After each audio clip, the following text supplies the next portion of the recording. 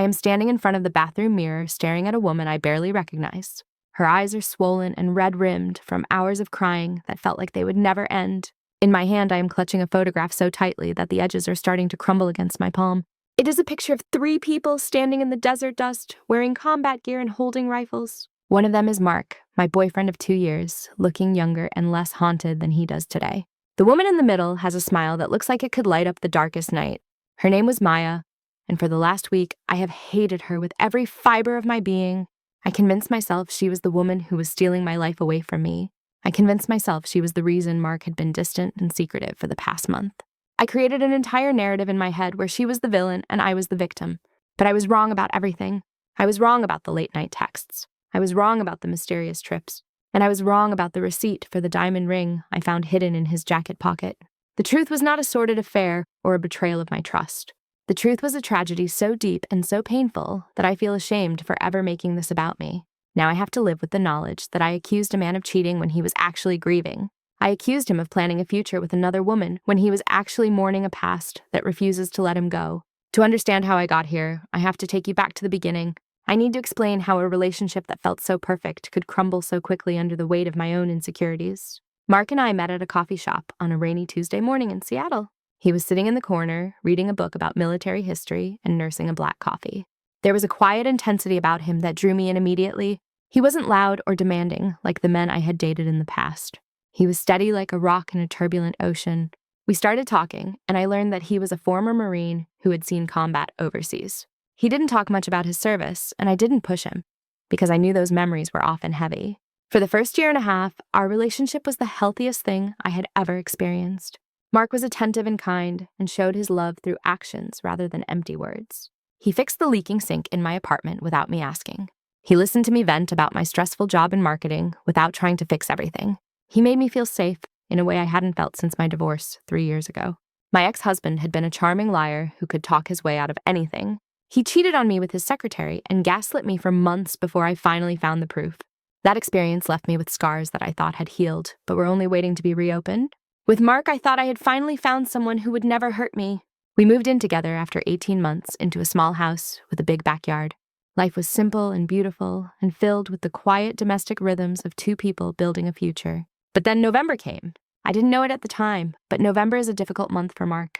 It started with small changes that were easy to overlook at first. He started having trouble sleeping and would toss and turn for hours.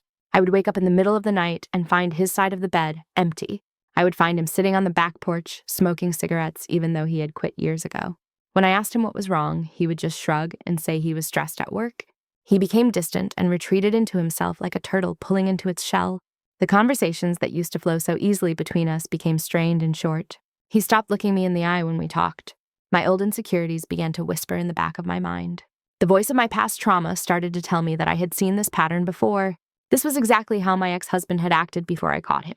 The withdrawal and the secrecy and the vague excuses about stress. I tried to tell myself I was being paranoid and that Mark was not my ex. But then the phone started buzzing. It was always late at night when we were watching television or getting ready for bed. He would glance at the screen and immediately flip the phone face down. He never answered it in front of me. When I asked who it was, he would say it was just spam or a wrong number. But spam calls don't make a grown man's hands shake. Wrong numbers don't make the color drain from someone's face. By the second week of November, I was a nervous wreck. I was analyzing his every move and looking for signs of betrayal in the way he drank his coffee. I started checking his pockets when I did the laundry, hoping I wouldn't find anything but terrified that I would. And then came the Tuesday that changed everything. Mark was in the shower and he had left his phone on the kitchen counter charging. I was chopping vegetables for dinner and trying to ignore the device sitting there like a ticking time bomb. It buzzed once and lit up the room. I told myself not to look and that I should respect his privacy. But the fear was stronger than my conscience. I walked over to the counter and looked down at the screen. It was a text message from a contact named Maya. I froze because I had never heard him mention anyone named Maya. The message read simply, "Don't forget the beer for the trip she likes. Buzz Light, see you soon." My heart hammered against my ribs so hard I thought it might bruise. Maya, Buzz Light, see you soon. It was so casual and so intimate. It implied a shared history and inside jokes and plans that I was not part of. Who was Maya and why was he buying her beer? Why was he going on a trip that he hadn't told me about? I backed away from the phone as the bathroom door opened.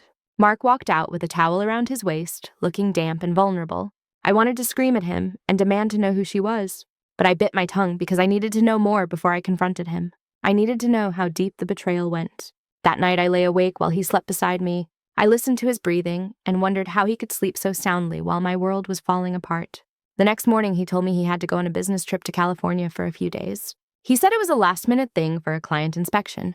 He wouldn't look at me when he said it. He busied himself with tying his shoes and adjusting his tie. I knew he was lying. He works in logistics and he never travels for client inspections. I asked him if I could come with him since I had some vacation days saved up. He froze for a second and then shook his head quickly. He said I should stay here and relax. That was the final nail in the coffin of my trust. He was going to California to meet Maya. He was going to drink Buzz Light beer with her and do God knows what else. I spent the day in a haze of anger and grief. I called my best friend Linda and told her everything. She told me to follow my gut and that women always know when something is wrong. She told me to look for concrete evidence before I made a move. So when Mark came home that evening, I decided to do something I had never done before. I waited until he hung his jacket on the coat rack and went into the garage. I walked over to his jacket and my hands were trembling. I patted down the outer pockets and found nothing but keys and some loose change. Then I reached into the inside pocket near the chest. My fingers brushed against a piece of paper that felt crisp and new. I pulled it out and unfolded it. It was a receipt from a high-end jewelry store in downtown Seattle. The date on the receipt was from yesterday, during his lunch break. I read the item description and the room started to spin. Eternal Promise ring white gold with solitaire diamond. The price at the bottom was $3,200. I had to grab the edge of the table to keep from falling over. He hadn't just bought a gift for a girlfriend. He had bought an engagement ring. He was going to California to propose to Maya. That was why he was so secretive and why he couldn't look me in the eye. He was planning to leave me and start a new life with someone else. The betrayal felt physical, like a knife twisting in my gut. I looked at the receipt again and saw the note in the special instructions section. It said, "For the woman who holds my heart forever." I felt bile rise in my throat. He had never bought me jewelry. He had never written anything that romantic to me. I realized then that I was just a placeholder. I was the safe option he had settled for while he waited for her. The rage that filled me was cold and sharp. I folded the receipt and put it in my own pocket. I went to the bedroom and pulled my suitcase out of the closet. I started throwing clothes into it indiscriminately. I wasn't going to wait for him to come back from California and break up with me. I was going to leave him first. I was going to blow up his little plan and let him know that I wasn't a fool. Mark came in from the garage and heard the noise. He walked into the bedroom and saw the open suitcase on the bed. He saw me throwing sweaters and jeans into the pile. His face went pale and he asked what I was doing. I didn't even look at him. I kept packing because if I looked at him, I knew I would break down. He walked over and tried to touch my arm. I jerked away from him like his skin was burning hot. I turned around and screamed at him to get away from me. He looked genuinely confused, which made me hate him even more. How dare he pretend to be innocent after what I had found? He asked me what was going on and why I was leaving. I laughed a bitter sound that hurt my throat. I reached into my pocket and pulled out the receipt. I crumbled it into a ball and threw it at his face. It bounced off his chest and fell to the floor. I told him I found it. I told him I knew about the ring and I knew about Maya. I told him I knew he was going to California to propose to her. I told him I hoped they would be very happy together and that he never contacted me again. Mark stood there frozen. He looked down at the crumbled paper on the floor. Then he looked up at me and his eyes were wide with shock. But it wasn't the shock of being caught. It was the shock of someone who has been misunderstood in the worst possible way. He didn't get angry and he didn't try to make up a lie. He just slowly bent down and picked up the receipt. He smoothed it out with hands that were shaking violently. He looked at it for a long moment and then he looked at me. His eyes were filled with tears, which confused me. Why would he be crying if he was the one cheating? He walked over to his nightstand and opened the drawer. He pulled out a small velvet box and a worn leather wallet. He came back to me and held them out. He told me to open the wallet first. I hesitated because I didn't want to see a picture of her. I didn't want to see the face of the woman he loved more than me. But something in his voice made me listen. It was a broken voice, a voice that sounded like it was bleeding. I took the wallet and opened it. Inside there was the photo I mentioned earlier, the 3 soldiers in the desert. Mark pointed to the woman in the middle. He said that is Maya. I looked at the photo and saw a woman who looked tough and kind. She had dirt on her face and her arm was draped over Mark's shoulder. Then Mark opened the velvet box. Inside was the ring from the receipt. It was beautiful and expensive and sparkled in the bedroom light. He told me that Maya died 3 years ago. The silence in the room was sudden and absolute. I looked from the ring to the photo to Mark's face. I tried to process what he just said. Died 3 years ago? He took a deep breath and the tears started to fall down his cheeks. He told me that next week is the anniversary of her death. He told me that every year he goes to California to visit her graves. He stays with her parents because they are the only family she had. He buys Buzz Light beer because it was the only thing she drank when they were on leave. And the ring, I pointed at the ring and asked why he bought an engagement ring for a dead woman. He shook his head and said it wasn't an engagement ring. He said Maya's mother has dementia and is in a care facility. She lost her own wedding ring years ago, and it distresses her every single day. She constantly asks where it is and cries because she thinks she lost her husband's love. Mark said he saved up for 6 months to buy this replica for her. He wanted to give it to her when he visited, so she would have some peace. He said the note about holding his heart meant his promise to look after her parents. He promised Maya before she died that he would take care of them. I felt the blood drain from my face. My legs gave out, and I sat down heavily on the edge of the bed. Every piece of evidence I had gathered suddenly shifted. The secrecy was not an affair. It was grief. The text message was from her father, reminding him of the tradition. The ring was an act of kindness so pure it made my heart ache, and I had thrown it in his face. I had accused him of the worst betrayal imaginable while he was silently carrying this burden. I looked at Mark and saw a man who was utterly defeated. He wasn't angry at me. He just looked tired and sad and incredibly lonely. I started to apologize, but the words felt empty. I told him I was so sorry and that I didn't know. He nodded slowly and wiped his eyes. He said he should have told me. He said he didn't talk about it because it hurts too much to bring it up. He said he didn't want me to worry about his PTSD or his survivor's guilt. He thought he was protecting me by keeping it separate. I realized then that his distance wasn't about pushing me away. It was about him drowning and trying not to pull me down with him. I asked him if I could go with him. I wanted to be there for him, and I wanted to make it right. He looked at me for a long time, assessing whether I could handle it. Finally, he nodded and said yes. He said maybe it was time I met her. The trip to California was the longest journey of my life. We flew into San Diego and rented a car. Mark was quiet for most of the trip. His hands gripped the steering wheel so tight his knuckles were white. I watched him and saw the physical toll the memories were taking on him. He was sweating, even though the air conditioning was on full blast. His eyes were darting around, scanning the road like he was looking for threats. It was the first time I really saw his PTSD in action. I reached over and placed my hand on his. He flinched at first, but then relaxed slightly under my touch. We drove into a quiet suburb and pulled up to a modest ranch-style house. An older man was waiting on the porch. He looked like an older version of the man in the photo standing next to Maya. This was David, Maya's father. Mark got out of the car and embraced him. It wasn't a casual hug. It was a desperate, clinging embrace of two men who shared a profound loss. David looked at me and smiled warmly. He thanked me for coming and said Mark had told them so much about me. I felt a wave of guilt wash over me again. Mark had been talking about me to them. He had been sharing his life with them while I was busy accusing him of cheating. We went inside and the house took my breath away. It was a shrine to Maya. There were photos of her on every wall and every surface. Maya as a baby, Maya at prom, Maya in her uniform, Maya graduating from boot camp. It was overwhelming and beautiful and heartbreaking. Then I saw an older woman sitting in a recliner by the window. This was Sarah, Maya's mother. She looked frail, and her eyes were cloudy with confusion. Mark walked over to her and knelt down. He took her hand and spoke to her softly. He told her he found something she had lost. He pulled out the velvet box and opened it. He took out the ring and slid it onto her finger. Sarah looked at the ring, and her face transformed. She started to cry, but they were tears of joy. She touched Mark's face and thanked him for finding it. She thought he was her husband, or maybe a kind stranger.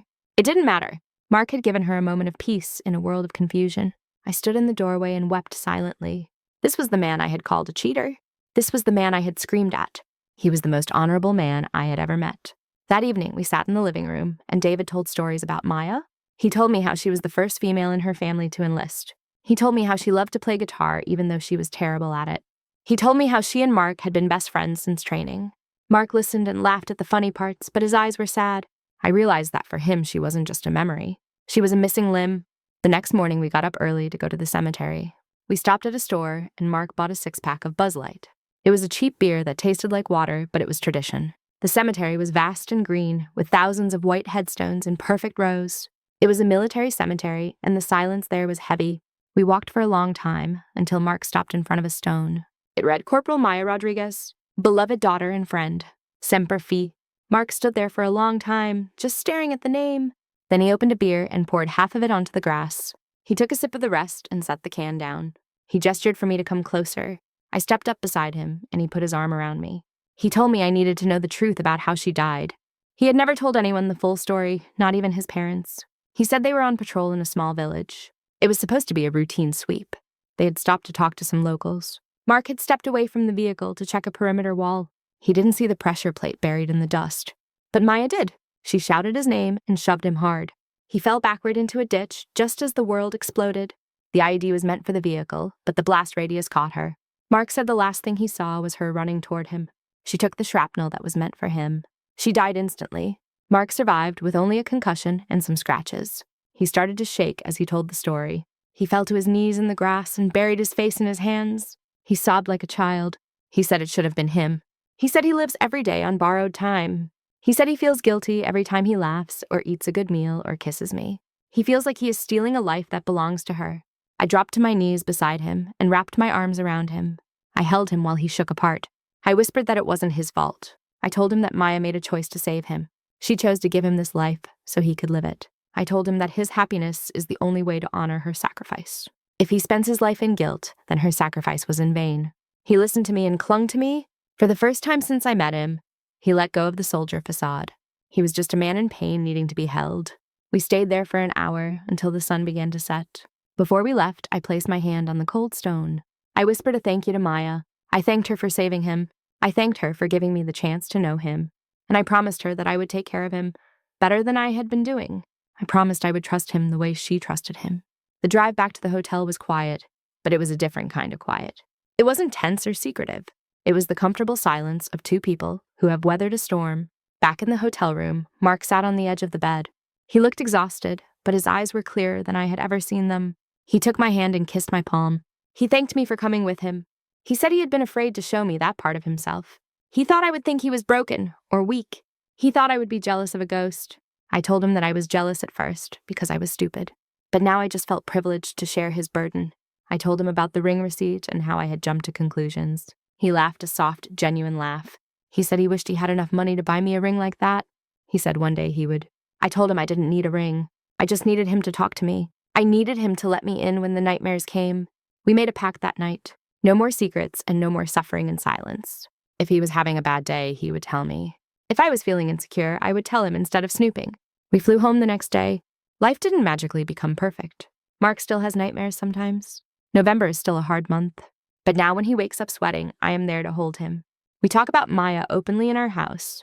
We have her picture on the mantelpiece next to ours. She is not a threat to our relationship. She is the guardian angel of it. I went to therapy to deal with my own trust issues from my past. I learned that my ex-husband's actions do not define all men. I learned that trust is a choice you make every single day. And Mark went to therapy too. He started dealing with his survivor's guilt with a professional. He is learning to forgive himself for being alive. Yesterday, I was cleaning out his jacket pocket again. But this time I wasn't looking for evidence of betrayal. I was just looking for dry cleaning tags. I found a small folded piece of paper. It was a note written in his handwriting. It said appointment with jeweler Tuesday, pick up Sarah's ring. I smiled and put it back. I looked at myself in the mirror again today.